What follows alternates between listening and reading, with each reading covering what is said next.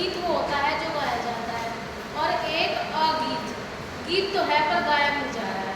तो कवि जो है रामधारी सिंह दिनकर जी, वो उन्होंने बहुत ही सुंदर वर्णन किया है नदी का, कि नदी बहती जा रही है और उसके किनारे पे जो जो चीज़ें हैं ना, वो भी जैसे उसके साथ गीत गाती जा रही है।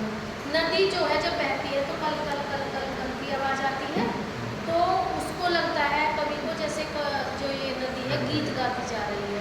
और उसके किनारे पर एक गुलाब का पेड़ खड़ा है और एक प्रेमी प्रेमिका जा रहे हैं, एक तोता और वो तोते का जोड़ा है, पति पत्नी है वो तोते।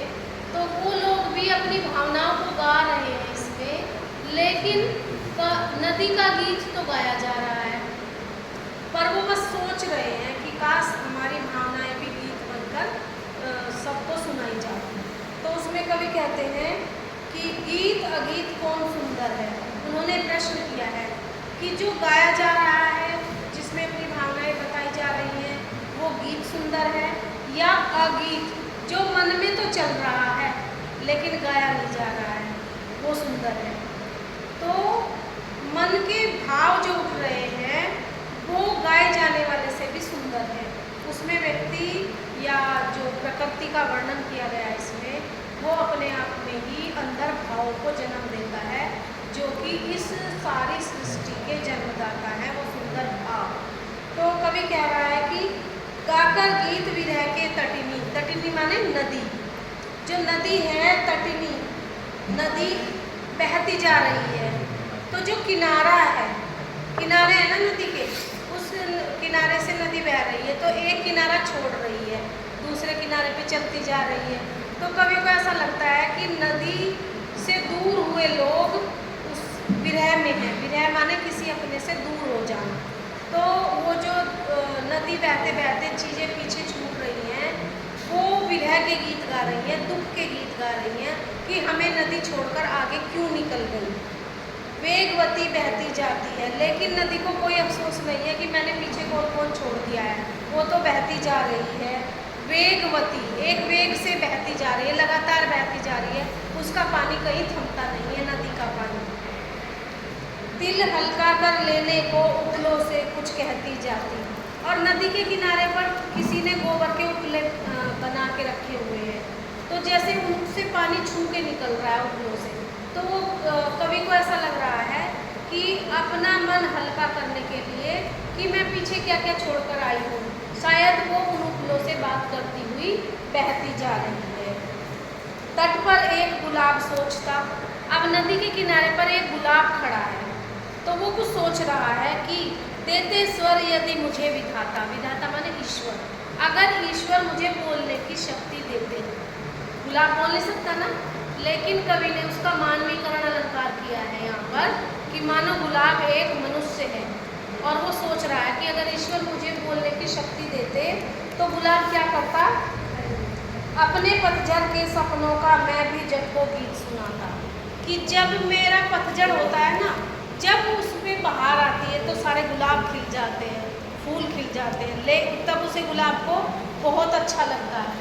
लेकिन जब पतझड़ का मौसम आता है, उसके सारे पत्ते झड़ जाते हैं और वो टूट खड़ा हो जाता है, तो उसे बड़ा दुख होता है कि मेरे कितने सुंदर गुलाब के फूल खिलते थे मेरे पेड़ पर, और पतझड़ में उनसे अलग हो जाना, टूट होकर खड़े होना, कितने दुख की बात है। अपनों से दूर हो जाना कितने दुख की बात है।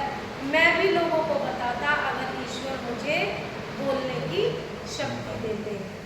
आगे वो कहते हैं, गा गा कर बह रही निर्झरी, पाटल मुख खड़ा तट पर मैं, गीत अगीत कौन सुंदर है।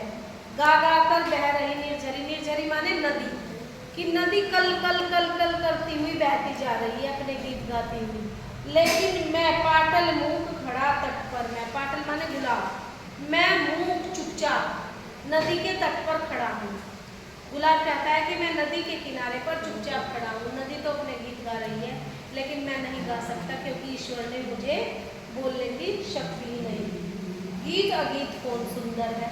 अब वो गुलाब जो है अपने गीत गा नहीं रहा है, लेकिन भाव तो है ना मन में कि मैं भी पतझड़ में मैं कैसा महसूस करता था, मैं सुनाता।